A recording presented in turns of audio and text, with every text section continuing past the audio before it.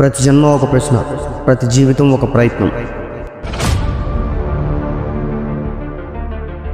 ఇంకా ఎన్ని కోరికలు? మనిషి అంతులేని కోరికలతో పుడతాడు.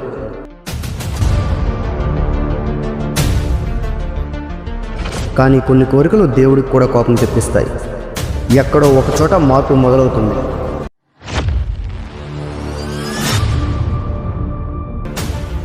మనిషి ఆలోచనలు ఇప్పుడు మతాన్ని దాటేశాయి. దేవుడి దగ్గరే ప్రశ్నలు వేసే స్థితికి వచ్చాయి.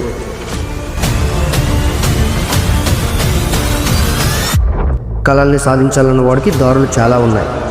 కానీ కొందరి కోరికలు దేవుడు కూడా తీర్చలేడు. అలాంటి ఓ యువకుడు, అతన్ని పరీక్షించాలని తలచిన బ్రహ్మ. వీడి కోరికలు సృష్టికి వ్యతిరేకం. అలానే వీడు చెడ్డవాడేం కాదు, అలాంటి సగటు మనిషి. ఈ కథ ఎక్కడ ముగుస్తుందో దేవుడికే తెలియాలి. ఇది కథ కాదు, ఇది సగటు మనిషి ఆలోచన గురించి. A man with desperate Dzire.